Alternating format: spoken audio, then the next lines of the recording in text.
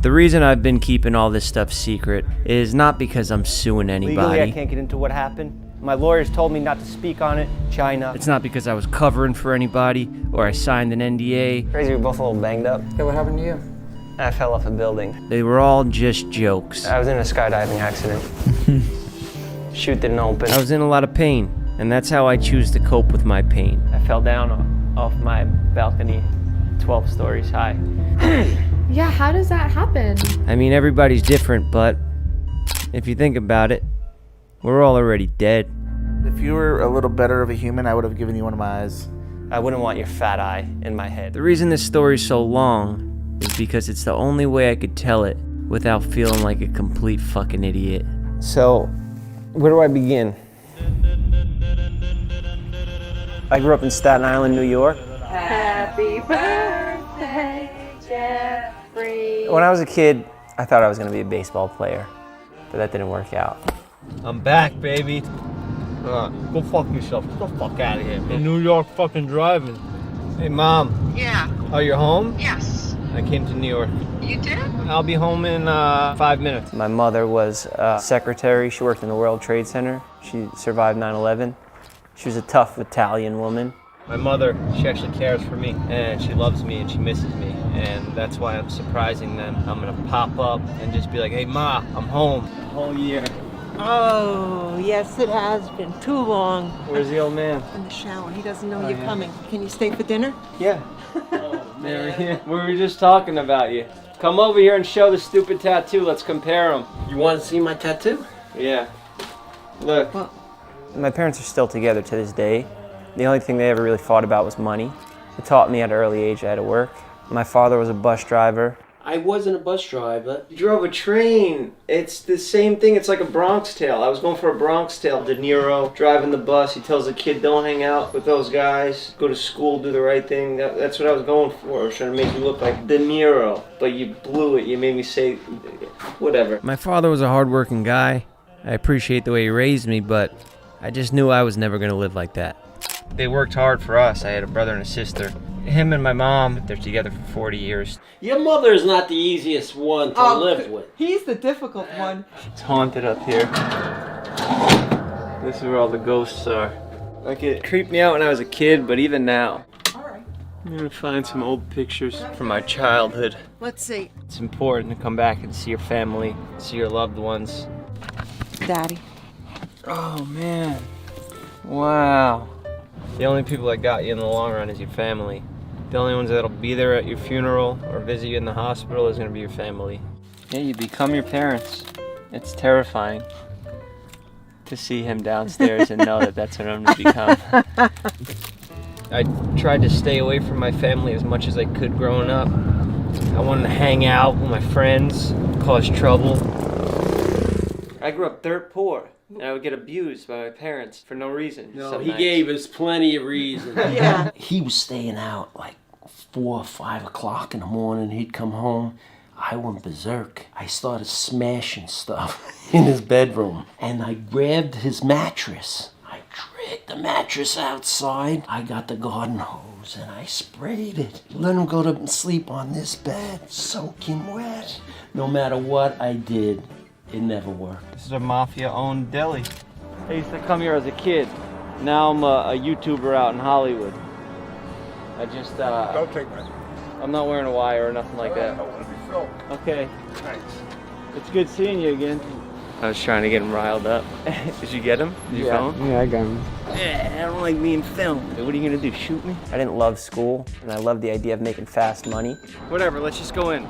When did I ever listen to the rules here? I used to go here, and now I'm a famous YouTube star from Hollywood. That's great. Is it cool to just walk down there to my old classroom? Absolutely not. Okay. Try to make a run for it, but they reach for their weapons. I was one of these kids with my bubble jacket and Jordans, walking home from school, little punk kid. My school was hell. I already had a job that I was making more money than the average person, probably $1,500 a week as a barber at 16. The whole cut and hair thing was something that came to me naturally. We're headed to the first barber shop I ever worked at. This is where I grew up. I'm nervous to go back here. This is like where I learned my sense of humor from these guys. They were all a bunch of fucking nut jobs, but it was like a family. So wanna Good to see you. Yo. That's where I get my smoothness from. This is where I get my recklessness from. I learned just cutting my own hair when I was like 13, and I would cut school and go hang out at the barbershop. I learned not only how to cut hair, I learned everything about the streets. There's no bullshit in a New York barbershop. I saw guys like John and Nick who are like extremely hardworking guys, smart guys. They knew everybody. They were very well connected. They just had to work their asses off. There's only so high you can go as a barber before you hit a ceiling. So you go to New York and you're looking to buy weed. You go to a barbershop. I was heavily invested in selling weed. When you get into millions of dollars worth of it, then it becomes dangerous. I got in trouble a lot for that. I got arrested a lot and had a lot of hard life lessons. Well, I was worried about you because I thought you were going to get in trouble, honestly. There's not going to help this kid. He's in trouble. You totally act on impulse, do crazy shit. It was from living with me for those 4 years. Damn, this is our old house. I moved out at 17 and I moved in with him. We rented this house and we destroyed it. Side by side in the barbershop every day next to each other. Did stupid shit like hustle, sell drugs, go out to clubs, bars, race motorcycles. I always looked at you like just like a big brother but a fuck up. But both of you were like mentors, you know? The angel and the devil. I spent more time with these guys growing up than I did with my own family because I worked in the barbershop 10, 15 hours a day. So I had a kid in the chair. The mother was right there. So I said, your girlfriend was a whore or something. He swung over the kid. You know, we played dice games, gamble, boxing matches. You got Jeff, you know, dabbling, because I see everything. I'm not stupid. I was also selling everything I could get my hands on until I got caught. I didn't last long with the pills. It was just pills were so easy. You can make like 15 grand a week, but I never got that far into it. I stopped. John shut me down. You remember that situation where I had the pills in the car? I had like 1,000 Roxys or something. John came right in my car. He grabbed the center console. He said, "What is this?" And he pulled out 1,000 pills in a bag.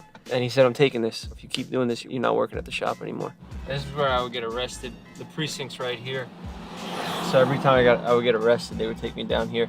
It's fucking hell in there. It's so disgusting. Those little tiny cells are just so fucking old. Where did you see me going in the future? Jeff, doing like a 10-year stretch for something reckless and stupid. We were at church and we come home and my son Steven goes, Jeff got arrested.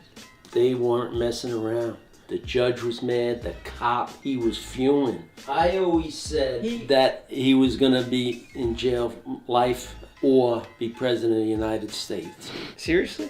Yes. You weren't fake, you weren't phony, you were just doing what you had to do, and you would never lie to me. That's one thing he would never do, is lie. Well, in junior high school, he learned to lie. And he would look straight right into your face and tell you the absolute opposite. It just makes you miserable here, right? It makes you angry. There's like no room for you to grow here. I could not find any motivation to do anything other than crime when I lived here. You had to get out of New York. The best advice I could have gave you was like, yo, get the fuck out of here. You had to leave. You had to go. There was no way that you were gonna survive this. No way. I moved to Miami. I got myself working on music video sets and just stuff I could have never got to in my hometown.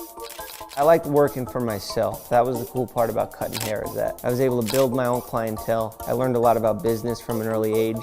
I was driven from day one that no matter what I did, I was going to be successful at. I did just about whatever it took to get myself in a position to not have to worry about money.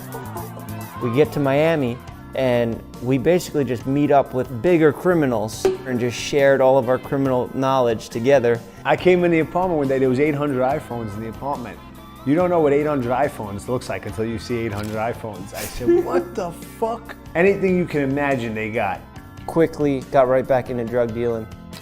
And I was selling a lot of weed. The money was okay, but also I got an education in crime. We handled life differently. We approached life differently from a younger age. We just went at everything head on like a bull. It's kind of a cycle here. I keep pushing, see how much I can get away with, push a little more, see how much I can get away with, and then boom, rock bottom. I was facing life in jail. I spent my 21st birthday in Miami-Dade County Jail, trafficking cocaine, OxyContin, weed.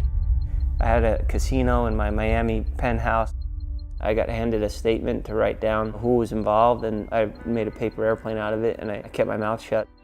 I was caught red-handed. And they have it in evidence bags in front of you. And I'm talking to my lawyer and they're saying like, we have a technicality here, like you could get out because they didn't have a warrant to search your house. In Miami Beach PD, they did something crooked and they came in with no warrant. But I was like, I'm fucking caught red-handed. Like, I'm fucked. 15 years that I was supposed to do was gone. I would still be in jail to this day. And now I was free to go. And they just said, pack up your shit. I went to jail 5 times for the same thing. And then I get out and I do the same exact thing again. I moved out here to buy weed and mail it back to the barbershops in New York. I moved into 1600 Vine, where it just happened to be, coincidentally, the mecca for Viners. So how does it work? The first time you get some money from Vine, you come and get an apartment here? You have to, that's the rule.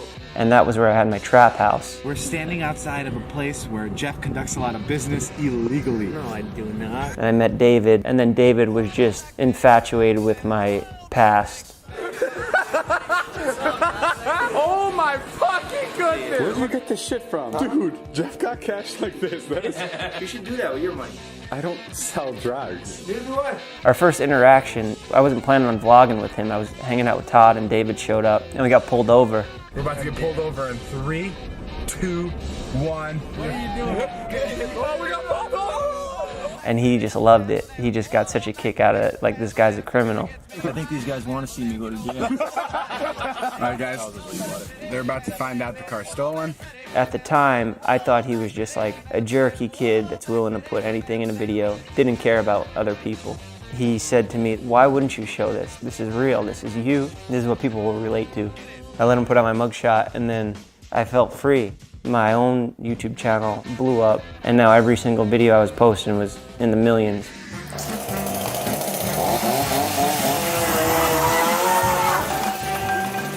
Next up, we got Casey Neistat. You know who I think is great, and I think is a new genre? Jeff Whittick. Oh, the barbershop? You went on, right? Dude, it's such a good show. I feel like Jeff has merged what is effectively like conversation with actual like a YouTube format. It's refreshing. It's refreshing. When I first saw it, I really liked the format. You got that many people riding on you. You kind of get a sense that you have to one-up yourself every time. You gotta come up with a new idea, and that idea has to be better than your last video that you did last week. And that video you did last week, you put every single thing you have in that last video. And now you gotta top that, but this is maybe where we went wrong. Everyone will now be required to wear a mask. All of a sudden, we can't film anymore. You wake up that day and you have to jump out of a plane 6, 7 times. You could just feel like they just got back from the Olympics. We're in the middle of the lake. We have this tractor.